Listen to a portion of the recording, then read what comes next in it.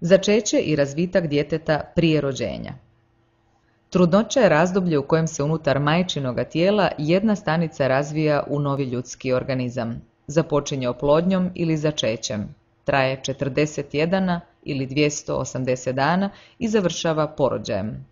Zrela jajna stanica napušta jajnik i ulazi u jajovod kojim putuje do maternice. Ukoliko su tijekom spolnog odnosa spermiji dospjeli u rodnicu, oni će krećući se pomoću repića kroz maternicu doći do jajovoda. Ako se u jajovodu susretnu jajna stanica i spermij, dolazi do oplodnje. Samo jedan spermij svojom glavom probija stjenku jajne stanice, nakon čega ona postaje neprolazna za ostale spermije.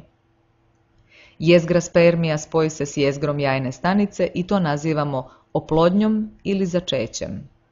Oplođena jajna stanica ili zigota sadržava potpunu nasljednu informaciju od 46 kromosoma. Ubrzo nakon oplodnje zigota se počinje dijeliti, formirajući zametak koji putuje prema maternici. Otprilike 7. dana nakon oplodnje zametak se ugnijezdi u sluznicu stjenke maternice i nastavlja intenzivno rasti. Ubrzo poprima ljudske oblike, glavu, trup i udove. Razvijaju se unutarnji organi, živčani i krvožilni sustav i srce. Do kraja 2. mjeseca zametak nazivamo embrijem, a nakon toga plodom ili fetusom.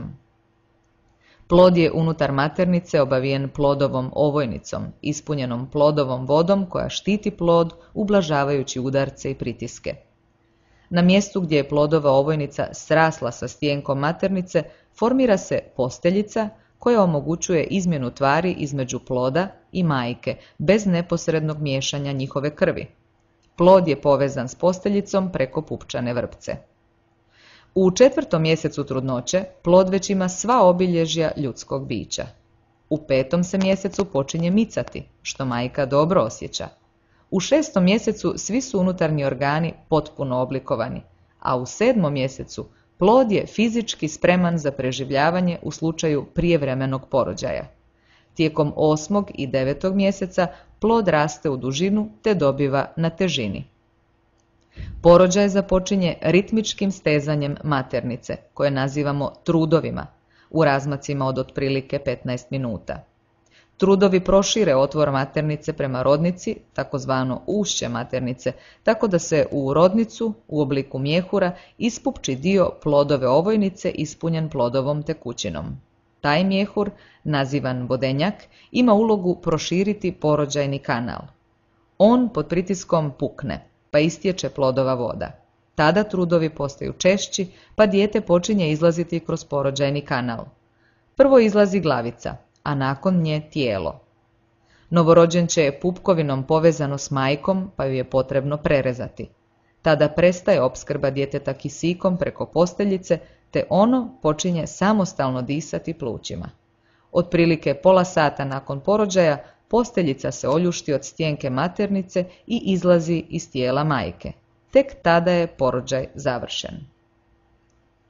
Ukoliko u jajnicima sazriju 2 ili više jajnih stanica istovremeno, te sve budu oplođene, u maternici se razvija više zametaka, pa govorimo o blizanačkoj trudnoći.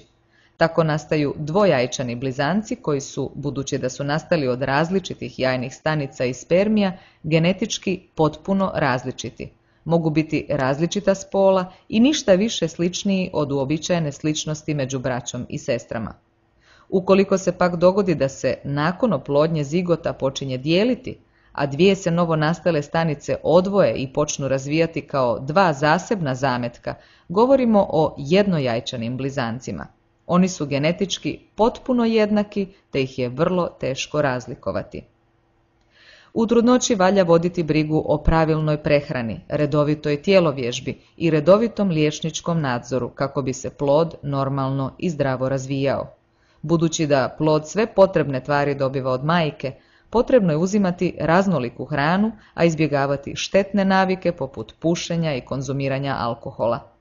U trudnoći se prije uzimanja svakoga lijeka prvo treba savjetovati s liječnikom jer neki lijekovi mogu uzrokovati oštećenje ploda.